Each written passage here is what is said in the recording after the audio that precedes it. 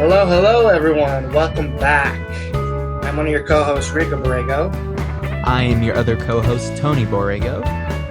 and this is the podcast known as Relatively Sound, the podcast where there's nothing up our sleeves. Now, today's episode, we're going to be starting another series that we're going to call Album Appreciation, which is exactly what it sounds like.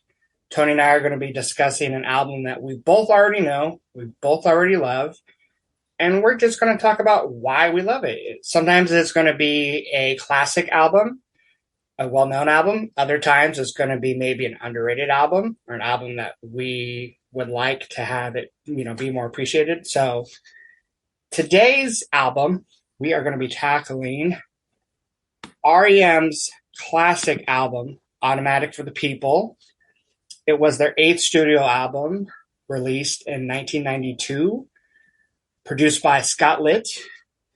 Now, I have to begin this episode the way that Scott Ackerman and Adam Scott began their famous R.E.M. podcast by asking the age-old question, Tony, when did you first hear of R.E.M.? Oh, geez. Well, when did you show me R.E.M? Because that's pretty much it. Unless you count, on Rock Band and Guitar Hero, because I know they had, The One I Love and Orange Crush. So I guess that early exposure is 10 years old, and then probably more 14 for, kind of more getting into their other work.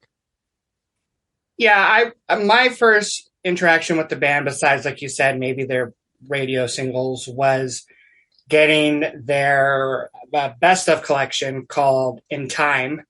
I got the CD from our local library and illegally ripped it on my computer.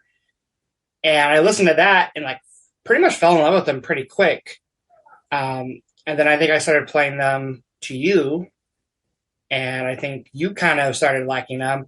I got into them, I think, more than you did. And I've gone through and listened to all their albums. And they're a band that I listen to pretty frequently. And I'm even a moderator over at the R.E.M. subreddit. And I think the reason that I particularly love this album, Automatic for the People, is because a lot of songs were on that best of CD, because the best of CD was a kind of in the middle section of the band's period of music. It didn't include their first 4 or 5 albums. None of the stuff from their IRS days, only I think stuff from the Warner Brothers. And it says 88 to 2003. Yeah, that sounds about right. And I think the songs that I loved most from that CD were all Automatic for the People songs. So I think when I went and started listening to their albums, and when I got to this one, not only did I love half the songs already, because this album had 6 singles, and I think at least four of them are on the CD, but I loved all the other non-singles as well. Do you remember when you first heard this particular album? I believe it was during that period of time where you and I would hang out in your room, especially in the evening, and listen to records and stuff. But we didn't hear it on record though, but I feel like it was around that time where we started getting really close that you showed me this record. Geez, I don't know how old I would have been. Probably 14, I'm thinking. And I said that this was I'm going to just say it now, this is my favorite R.E.M. album, even though there's a couple others that would be close second and third. Is this your favorite? I know you haven't heard all their albums, but out of the ones you've heard, is this your favorite? By far. And to be completely honest, I have not listened to any other R.E.M. album all the way through. I find usually a few songs in or halfway through, I'm I'm not really in the mood for this. I want to give it a fair judgment. But then I guess I never get in the mood for it. Which we'll fix that when we get to some future album for album episodes down the road. I'm definitely going to give you another R.E.M. album. I haven't decided which one yet, but so what about this album makes it where you can listen to it? Like you said, other R.E.M. albums you'll try, but then halfway through you're kind of you're not feeling it. What is it about this album that you like so much? Well, there's a lot of things that I actually really do like about the album, and on a song-to-song basis, as well as just as a whole. Something that I really enjoy about this album is it's a good example where the guitarist has a signature style, the bassist has his own style, like each member of the band throughout the album has these go-to tricks and moves they do, and it just kind of builds a lot of character. Um, Kind of the other sort of thing that I really like is I think the production really allows for that to happen. I think there's a lot of well-written songs that may be simple underneath, but through clever dynamic structures, layering, I think they really just elevated every song, to, an A plus pretty much. Yeah, it's interesting. You mentioned like the sound and the production because this coming out in 1992. You had the grunge movement, beginning. And this album, when it comes to like the lyrics and even some of the music, it does have like a dark theme to it, but it's not heavy. In fact, this is one of these, like, especially coming after their album Out of Time, it is kind of like a little softer, more acoustic. And yet though it has the weight of like a grunge album or and it has that 90s production, but I don't feel like it's out. It doesn't, even today, I don't feel like it's outdated. In fact, I think it's aging even better over time, where even some of their other albums like Out of Time, there's some things on that album that I feel like are a little dated, especially if you listen to the opening song, Radio Song. But there's like nothing on this album that feels dated to me. The production, it's kind of a tricky thing because there is some sort of kind of transparency to it, that allows, things to be timeless. It's not the most adventurous production wise. But I think they did get that 90s sound without like that over compression or without, the kind of cheesiness. And even talking about like this kind of being a heavy album in some ways, the heaviest song, Ignoreland, that's kind of a cheesy heavy song, but I think the production on the album saves it from feeling really outdated still. Yeah, Ignoreland is definitely, it's the song that sticks out the most because it almost doesn't feel like it fits the album. And for the longest time, it was one of my least favorites, but now I really enjoy it. It's a weird song because it's got like harmonica, but it's like upbeat and it's got like heavy drums, especially compared to anything else on the album. And then lyrically, it's kind of hard to hear what he's singing about because he's got this like almost like a megaphone kind of effect on his vocals. And when you dive into the lyrics, there's like a ton of lyrics in that song, and they're all very political.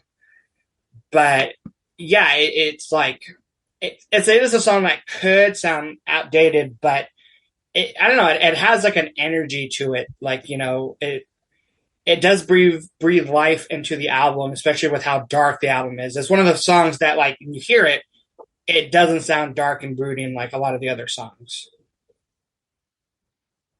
Yeah, now, it's the contrast that you need.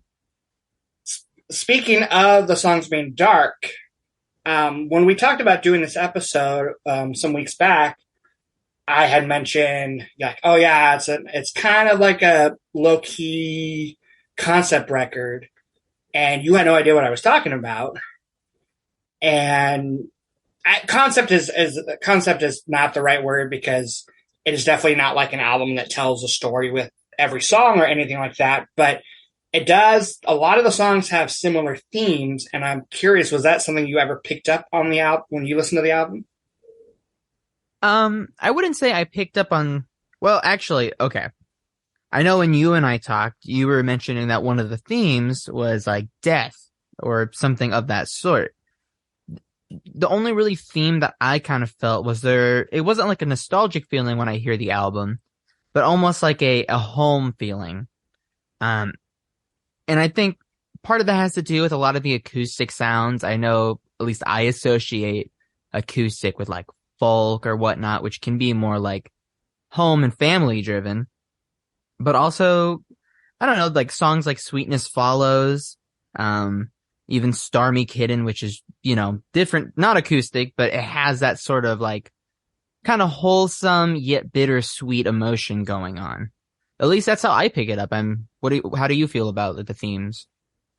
Well, I think almost every song I think can kind of play into the theme of mortality, life and death. I Even the think instrumental? no, not the instrumental, and not like Ignoreland because I already mentioned that's definitely more of a political song. But um, you have "Try Not to Breathe," which he specifically wrote about his grandmother who passed away. You have "Sweetness Follows," which is pretty much about the mourning the loss of like a family member or just mourning a loss in general. Monty Got a Raw Deal, which was a nod to the American actor Montgomery Clift, but also a nod to the game show host Monty Hall. And, if you know the story of Montgomery Clift, which I didn't, I had to look up, but he ended up getting into a car crash and then kind of getting addicted to painkillers and then kind of just ended up like dying alone. It's like a very sad story. And that's kind of represented in those lyrics of Monty Got a Raw Deal. Then you have Man on the Moon, which is kind of about Andy Kaufman, which of course being the main song in the film Man on the Moon about Andy Kaufman. And then you have Find the River, which I kind of think is kind of sums up the whole album in the sense of like, I think the river is like a metaphor for life and how everything kind of flows to the ocean.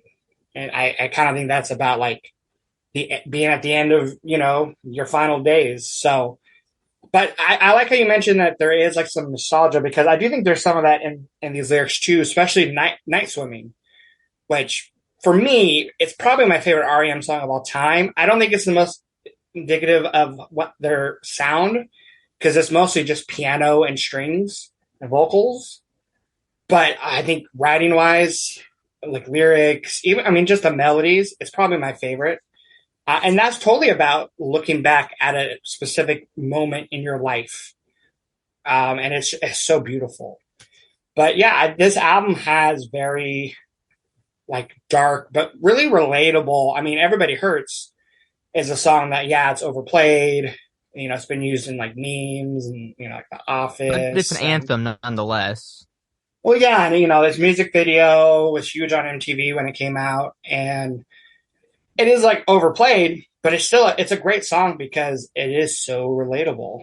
So, and again, it's kind of these songs on this album that, them being relatable just kind of digs at you more and kind of just they attach to you and you just like you can't shake them. Like even if I try to listen to the song in the background, certain lyrics and certain moments in some of these songs just really hit you. But so I got a question for you. Yeah. So there's a lot of good about this album.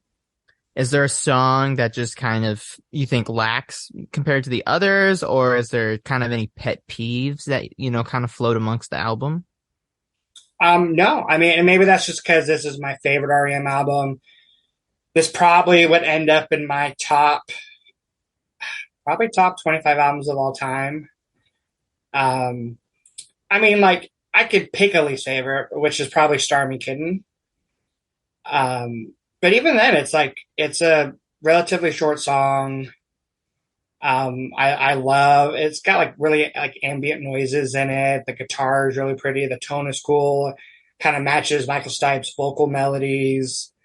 It doesn't hit me as much as the other songs, but I think it's an interesting song. Even like New Orleans Instrumental #1, the instrumental song on the album, very cool sounding. Like it's very pleasant, even though it has no lyrics and maybe doesn't add to the narrative of the album. It's just a really interesting song.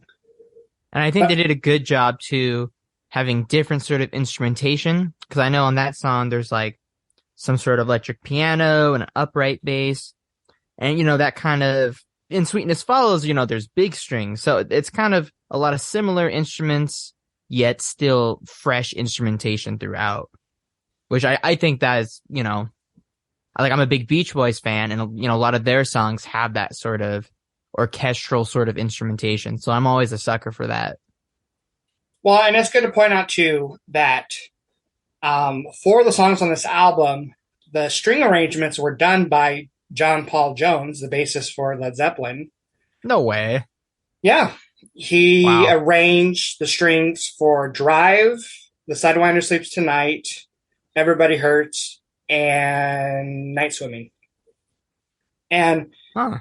and all those songs, like they really play a big role. Like in Drive, it like you said, it starts off acoustic with that little riff, and almost the bass in that song in the beginning is almost like the guitar riff in the sense that the acoustic guitar is just doing a little riff and just kind of strumming, and then right when the electric guitar kicks halfway through the song, the strings come in, and they're like intense. And then the Sidewinder Sleeps Tonight, that's like the most poppy, upbeat, fun song on the album, and the strings just like they work. So I think it pushes the song to me. Like it's a song that could have been like a kind of boring, repetitive pop song, but the strings are just like they're a nice touch that kind of makes the song more interesting. And Honestly, that song was maybe my least favorite on first listen, just because I thought it was a little bit annoying with the very high energy pop. But I think it's the details like that that really did make the song, more enjoyable as the more I listened to it.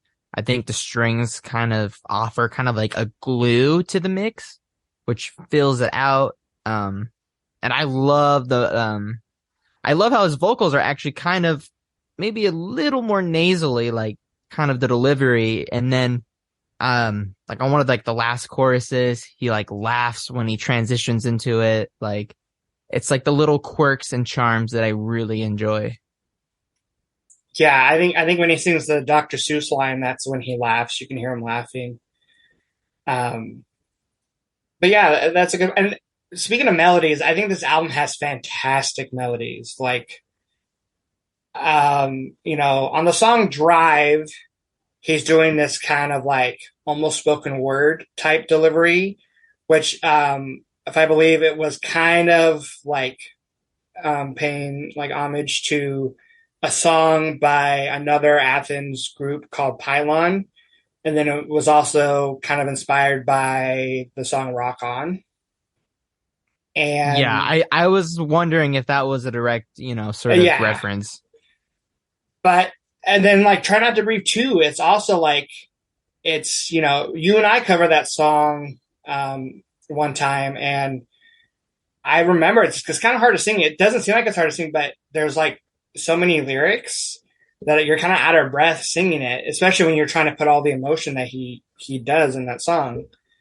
I Um, really do like. I never would have thought that Michael Stipe would be a singer that I actually really enjoy. But, the more I listen to this album, the more I wish I could sing like him. I just think he has really great phrasing. His timing is wonderful. And, the more I kind of think about it, I think he has a lot of variety he offers. Like, I really like that, you know, tender but controlled low singing on Stormy Kitten. I think that's really cool. Um, like I was saying, or Ignoreland and Sidewinder Sleeps Tonight, they're a lot more energetic and, a little more rough, intentionally. And I don't know. I think the performance of the musicians really do, help this album. yeah, I think those are very fair statements. One of my favorite things is like when he's singing kind of like more quietly or like softer, low key, and then he like kind of hits you when you're not expecting it with like a really powerful, vocal. Um, like in, Everybody Hurts. Like, yeah, the verses, it's sung very pretty and like kind of calming. But then when he sings, Everybody Hurts in the chorus, he like really stretches his voice. And, I think that song in particular, his vocals can really move someone. And, a lot of these songs, even like Sweetness Follows, again, it's like when he gets to the chorus and he sings Sweetness Follows and he kind of precedes the vocals with like an O, like he sings O and he the emotion in his voice during that moment, like can give me chills. Like it's a very powerful, but like the melodies they're all simple, but they fit the song so well. And, they really deliver the lyrics, and like I said, these lyrics on these songs are like amazing. Like it's my favorite album by them because I just think like they're so focused. And again, like Night Swimming, I can relate to it even though, maybe not as specific as what he's singing, like just the nostalgia, kind of like you're saying earlier, like it's very powerful. Nostalgia is very powerful. And when it's done right in a song, it can like really hit you. Or like a song like Find the River, where it's like, again, it's like kind of dark, but that song in particular, that and Try Not to Breathe, both are like very kind of like, it's him coming to terms with the fact that like, yeah, we're all going to die one day. And it's almost like he's finally kind of finding comfort in that. Yeah, and I think what really does help the lyrics is kind of the same thing that I've been mentioning. Like you were saying, the melodies are simple, and in that term, it's more digestible. The lyrics you can focus on more. But I think what's really the accomplishment here with the album is they took songs that are, simple, at the core, and, made sure the lyrics were great, that it was all solid, and they found a way to add depth and layers while still making it relatable, as you've mentioned. And, it's easy to listen to, but there's still a lot to listen to. Yeah. I am curious now because I want to say your favorite back in the day, your favorite was Stormy Kitten, which was funny because it was like my least favorite. Has that changed? Like, is there a song on this album that you like more than Stormy Kitten? Oh, definitely. I think Stormy Kitten I just really liked at the time because it was so vibey, which I thought was really great. And even some of the backup vocals kind of reminds me of like Ben Folds 5, even that sort of like I think it's the song Fair where they have like those kind of like vocal swells. But point being though, now I think my favorite for sure is Try Not to Breathe. And even though I say it's my favorite, I actually still do have a critique about it. I mean, I love the words, I love his delivery, the emotion, the simple but really enjoyable guitar melodies. I think the bridge may be a little bit dramatic, or I don't want to say unnecessary, but just like when he's doing the O's, and it's something that every time I get to it, I'm like, oh, but then by the end of the section, I'm like, oh, okay, cool, whatever. So, but nonetheless, it's still my favorite. Well, I disagree with the bridge. I like the bridge. Again, I mean, I could be critical of this album if I tried, but it's so good. Like, and I mean, it's always fair, even though this is album appreciation, it's always fair to, if we have critiques or whatever to mention them. But, it's funny because I would assume if you asked a lot of people what their favorites from this album were, I feel like hardcore R.E.M. fans would say like Night Swimming or maybe even Find the River, but Try Not to Breathe would be up there. And I feel like a lot of maybe just like, not hardcore fans, just people who like R.E.M. would say like Everybody Hurts or Man on the Moon. But it seems like a lot of people these days are saying Try Not to Breathe because one, I know it's Adam Scott, it's one of his favorite R.E.M. songs. And then I literally just a couple days ago watched a Rick Beato video where he was like trying to find the best R.E.M. song, and of course he talks about all like their big singles. And then when I got to the end of his video, he said, "My favorite is Try Not to Breathe." No way. Which surprised me. It surprised me a little bit in the sense that I'm like, wow, because knowing Beato, I was like, he's gonna pick like One I Love or Losing My Religion, which both are great songs. But, he kind of went with like an album track, which, it is one of my favorites too. I think in his video, he kind of said it sounded a little bit like a sea shanty, which Really? I kind of like the timing of it. Because what is the time? I forget. What is the time signature of Try Not to Breathe?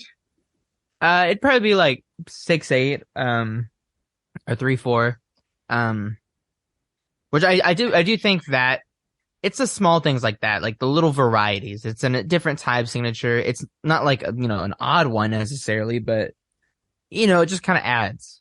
Well, variety is a great word because that's what I think I love a lot about this album is the variety because you know, certain bands or even REM, like you listen to an album and it might have one sound throughout the whole album, which is great because that means it's cohesive. And when you're in the mood for that particular sound, that's when you go to listen to that album.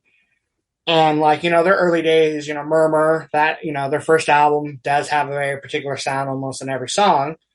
But by the time you get to like Green, Out of Time, and then Automatic, I feel like they really start to kind of branch out more. They do the mandolin, they do more acoustic, more piano.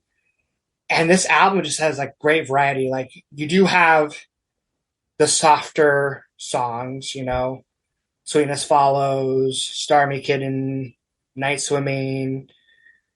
Then you have songs that build, like Try Not to Breathe, Everybody Hurts.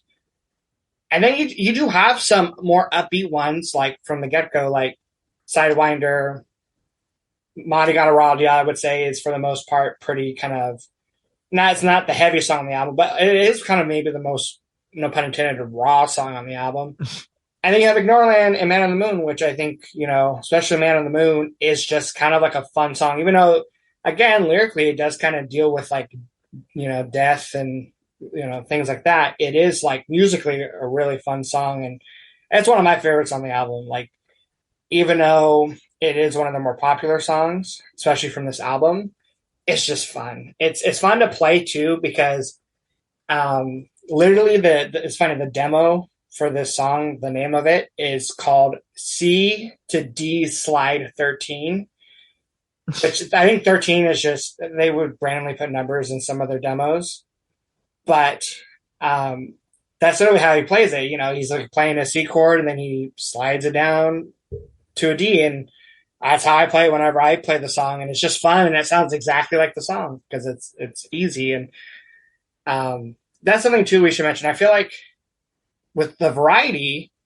like you mentioned, though, a lot of it is like kind of simple. Like it's not the most complex when it comes to the songwriting itself, but it's like little just subtle touches, like whether it's Mike Mills providing some great backup, like on Man on the Moon, or whether it's Peter Buck doing his like on some of the songs he's doing like his kind of classic like arpeggios, or like where he's playing like the melody like on Try Not to Breathe or Stormy Kitten. But then some of it he's doing like some cool like the New Orleans instrumental. Like I feel like there's a lot of like guitar swelling. Almost sounds like an EBO, but I don't think it's an EBO. But it sounds like a lot of just guitar swells and like feedback, which I think is like really creative way to add guitar to a song. And then Bill Berry, the drums never feel like out of place. And on a song like Stormy Kitten, his just little like steady like cymbal tapping or hi hat. I want to say it's a cymbal. It just fits the song perfectly. And speaking of the drums, for example, Drive honestly isn't one of my top songs from the album. I believe you said it was one of yours. But something that I really do appreciate is the dynamics, and a lot of the song does not have drums, but I feel like they're really well placed. Yeah, they come in when they need to. And that's kind of with all these songs too. Everybody Hurts is the same way. Like half the song doesn't have drums. When they come in, it's like the right time. Right. And real quick before I forget, speaking of Everybody Hurts, jumping outside of Automatic, Everybody Hurts has the same progression as what is it, Strange Currencies?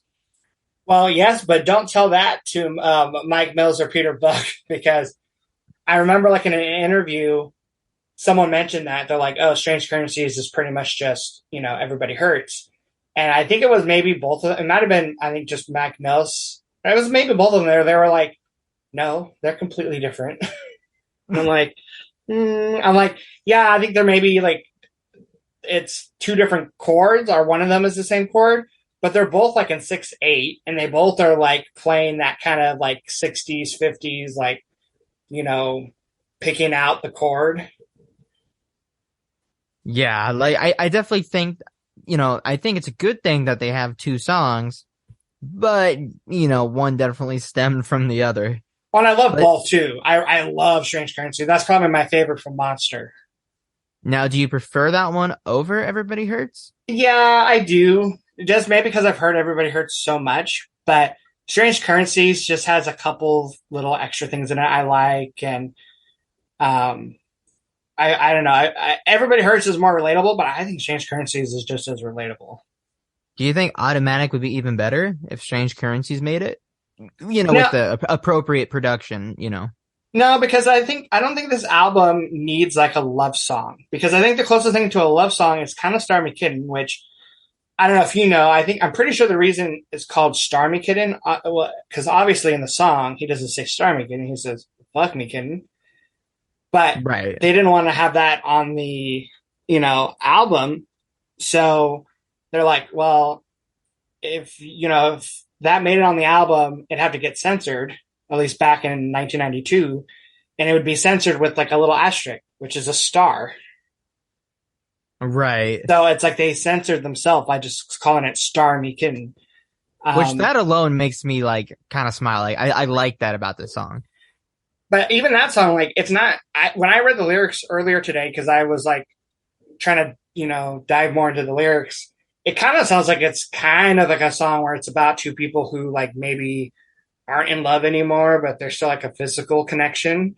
So there's not really a love song on this album, and I'm kind of okay with that because I still think it's more about like mortality and dealing with loss and mourning. And I think a song lyrically like Strange Currencies would probably not fit the album as much. That's fair. Yeah. Yeah. The album does really stay consistent with tone and yeah. Yeah. Yeah. The more we talk about the songs, I do kind of see the themes kind of fitting together and, the, I think that's a difficult thing to have is variety and consistency. But this album really delivers both. Yeah, because I love the flow of it too. Like, even though I would not say Drive isn't like my top, 4 or 5, but I do think it begins the album perfectly. Which, by the way, too, I don't know if you know this, but Really? yeah, you don't think Drive starts the album perfectly? Mm, I don't, it's just not a song that grabs me. And I think it's dramatic, which I think can be really good for an opener, but it's kind of slow because what? It's like a 5-minute song, right? No, it's 4.5, but it. But it's okay. It's not a song that I go out of my way to and listen to, like Man on the Moon, Night Swimming. But it like, yeah, it kind of hits you in the like. It starts off a little slow, but then when the strings and electric guitar comes in, it like really fills out the space of the song. And I don't know. It's just like I feel like a good song to begin the album. And then if you didn't know, up to a certain point, every R.E.M. album had names for each side. Like when you think of a record, side A, side B, they name each side. So side A for this album is entitled Drive, and side B is titled Ride, which I Interesting. don't know the significance. But I also kind of like that adds to the narrative, you know? Like maybe drive is referring to like you're in the driver's seat when it comes to life. Like you make your own decisions, your own choices. And maybe ride is like you're just there for the ride. And at a certain point in your life, you can't really make decisions anymore, like things are just going to be the way they are, which I think maybe plays into like Find the River. Interesting. Okay. So I don't have it on vinyl yet, but Where does side A end and side B start? So I can do Those, some deep listening. so it's a 12-song album, so it is split just evenly. So side A ends with Sweetness Follows, and then side B starts with Monty Got a Raw Deal. Okay. Interesting. Okay. Yeah, I'm definitely gonna be listening to this with that in mind and see if I can pick up on other themes. Now, one thing I always like to think about when it comes to R.E.M. albums, particularly, is I feel like they have a lot of albums that the second to last song, the penultimate track, feels like it could be the closer. But then they close with another song that somehow still closes the album perfectly. I feel like Out of Time does that with Country Feedback and then Me and Honey. I kind of think um, Green kind of does that with I Remember California into the hidden track called Untitled. And I think this album does it too. And I'm curious what your thoughts are on like the last three songs because you got Man on the Moon, which is like one of the most upbeat kind of fun songs on the album musically. Then you get Night Swimming, which is kind of like a ballad, piano, his vocals, strings, and then you got Find the River, which kind of I think musically is a little bit of everything on the album. Like it's got the acoustic guitar riff, it's got the little what is that key? I can think of what you call it. It's the little what's the keyboard where you play it and then you also like blow into the tube? I Isn't it sound like really a stupid. Like a is it a melodic, harmonium? something like that. Like, you have that going on in the background on Find the River. You have like a very dark, like the verses are like kind of dark sounding, but then the chorus hits and it sounds like uplifting. Um, and I feel like Night Swimming could have ended the album. It sounds like it should be the closer, right? It's like a ballad. Sometimes bands end with like the softer piano songs. But then you can Find the River, which for a while I didn't like because I was always mad that it didn't end with Night Swimming. But now I love Find the River. It's probably in my top, might be top three, even top four. And I think it does actually end the album better than Night Swimming. But what do you think of those like last three songs? Well, let me start off. I do agree with you. I really do like Night Swimming. Although that was one that kind of growed on me. Like I liked it at first. I thought it was pretty, but through time I really like it a lot now. And Find the River, I thought was kind of at first I guess I thought it was kind of forgettable. Um and I think part of that is because when you get into that song, it starts off with this very gray feeling music. I remember one time you and I were talking about it kind of almost sounded like a video game theme, like music from, a video game soundtrack, Yeah, which is the cool. little piano, the little whatever we couldn't figure out the name of that. That little instrument at the beginning almost sounds a little bit like a uh I can't even I'm at a loss for words right now for the instruments. An accordion. It sounds like an accordion kind of. I know it's not. I Right. know it's the little keyboard thing, but that little melody does sound like it should be like in a video game soundtrack for like Zelda or something. Yeah. And, that's kind of speaking more about the variety again. But what I do like about this 3 run stretch is I feel like, near the end of the album, you need to have a rocker or, an up tempo one. So I think Man on the Moon nails it. Who doesn't like that song? And then I'm a big fan of when second to last songs are an oddity in some way. A really more extreme example is I love Soundgarden's Half, the second to last song on Super Unknown, because it's just way different dynamics. It's more like different culture sounding sort of thing. But I like this album has that, kind of oddity song, but it's because of the sparseness of it. And I think between like, a lot of those big piano melodies with the simpler vocal melody, it's just a different vibe, for lack of a better word, than the other songs. But at the same time, compositionally, it still fits in. So I think they did a great job adding the variety and, as I call it, the oddity, while still making it cohesive. And although I don't think the way Find the River starts is good for the outro, I think the rest of the song makes up for it. Cause, even though I don't really know all the words in that song, just cause there's kind of a lot going on, the song musically feels very triumphant, which I think is great for a last track. I think last tracks should have some sort of, they're a reason that you end the album with it. And I think this is a good ending run. Do you have any critique towards it?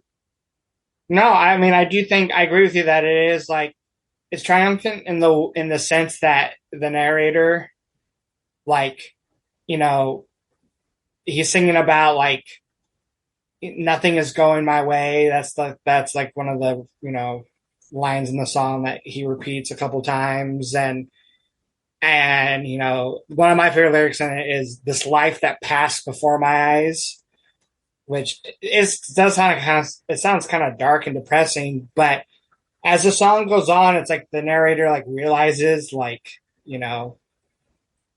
understands like life is just this way sometimes, and the lyric, the river empties to the tide, fall into the ocean. And then it ends with all of this is coming your way, which I kind of think is, again, like the realization. And it is, I think, very moving, especially like you said, the chorus in the song is very like powerful in a more upbeat way. Like it's more of that major key sounding, and yeah, I think it ends the album pretty perfectly. Night Swimming would have been a great way to end it too, because again, it's like him looking back in a very nostalgic time in his life. But I love Find the River. Um, One last little quick thing: are there any particular like either lyrical moments or musical moments that you just love, like small details in any of these songs that you want to mention? Because I gotta say, one of my favorites is for some reason in Ignoreland, I love when he sings defense, defense, defense, and then you just like have the band in the background going, yeah, yeah, yeah. Like I don't know, like the chanting is just, it's like so silly and almost overdone, but it's like it's still funny and like perfect to me. Yeah, I do agree with you. I think there's sort of a cheesiness to the song that I love, but ultimately when you hear it, I don't ever feel like, this song is like outdated or anything. Well, I mean, I don't know what more you can say about this album. It's to me like a perfect album. Like, I mean, I think even the best albums could be critiqued a little bit, but yeah, this is an album I listen to anytime. If I'm in a kind of a bad mood, if I'm in a good mood, you know, And introspective mood. to kind of answer what you were mentioning, I think one of my favorite moments is from my favorite off the record, Try Not to Breathe. I love the part where he just says, I will try not to breathe. The decision is mine. I have lived a full life. I just really find that kind of powering. But then once you kind of told me the story of it about his grandmother dying, now I'm gonna have to go over all the lyrics again and see it through new eyes.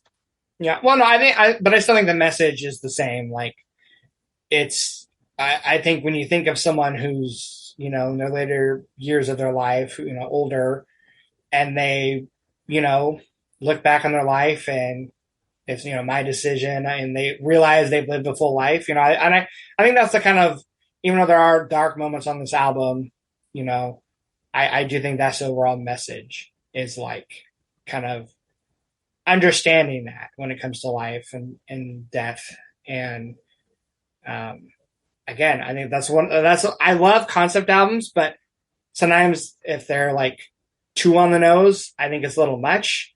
But an album like this, or another album that I think is similar to this album lyrically, is Queens of the Stone Age, Like Clockwork, which is probably an album we'll tackle on one of these album appreciation series episodes. But I love an album that like doesn't spoon feed it to you, but like gives you those little hints in each song that kind of connects them, even if it's just on like a really basic theme. Right, right. No, I agree with you there for sure. Any last thoughts on R.E.M's Automatic for the People? Oh yeah, actually. So today I was decorating my apartment for Christmas, and you remember those little like small trees that we got that we put on our nightstands, Yes. like the little fake ones? Well, I was setting mine up and I was looking through my decorations, and I had this little, I think it's supposed to be like a star, and it's gold and sparkly, but it's the same shape as what's on the album cover, which I don't know what you call that shape or what this particular one is, but it was that same like star shape, you know? Yeah, no, it's like a star ornament.